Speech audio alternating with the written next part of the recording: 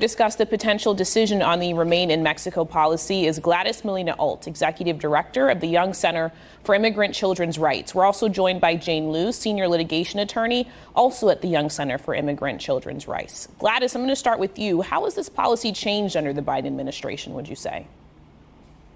Well, they tried to end it, but then they were unsuccessful. States challenged it, and now it's before the Supreme Court.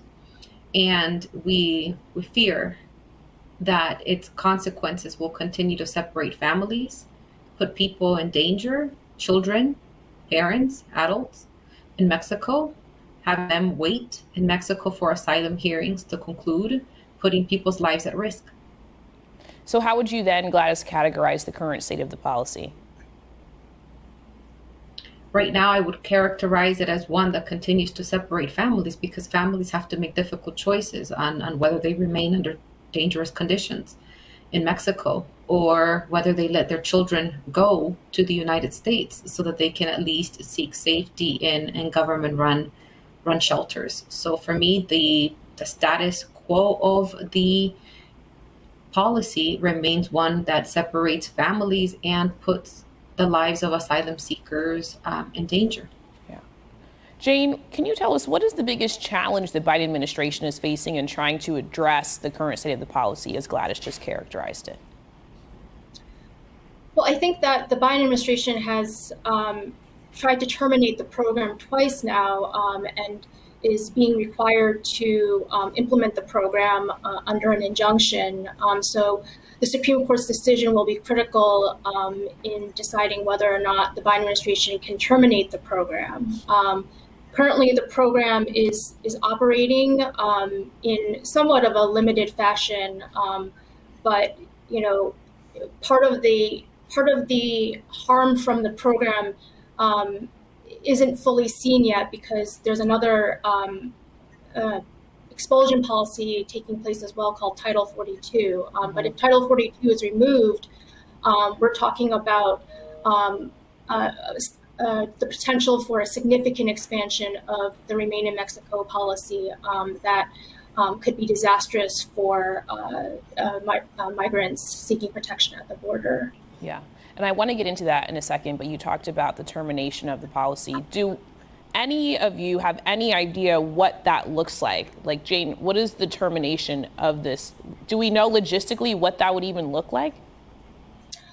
Well, we do because the Biden administration, in its first termination, began trying to, well, actually, when the Biden administration took office, it suspended new enrollments into the program, and then it started to wind it down. And really, that's what it would look like. It would be essentially a wind down of the program and starting to process migrants at ports of entry and allowing them to go through proceedings within the United States without being expelled to Mexico. And so that's what it would look like.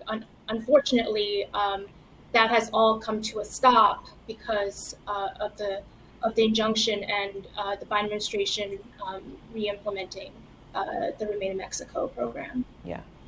Gladys, I understand that you visited Matamoros and saw firsthand the impact of the policy. In what ways would you describe and paint a picture for people of how this is actually affecting real people? Sometimes when you talk about policy, you forget to talk about the humanity of how it impacts others. Yeah, no, thank you for that question, Ashley. It impacts the mental health of families, grown-up children. It impacts the integrity of their physical safety, meaning like whether they live or die, it impacts their health. When I went to the camp in January of 2020, on the other side of Brownsville, Texas, I saw people having to bathe in the river when they're living in an encampment. I saw people bringing wood from nearby trees to make fires to boil water with, and to be able to drink, to be able to cook. And you see the circumstances under which people are living. You think the United States has an international obligation to receive asylum seekers, and we can't do that as a country. We can do better than that. And expelling people into Mexico, into some of the most dangerous cities along the border, and leading people to fend for themselves, for their lives. I heard stories of parents who had to make that difficult choice to send their children on their own as opposed to staying together as a family unit so that their girls wouldn't get raped, so that their little boys wouldn't get raped.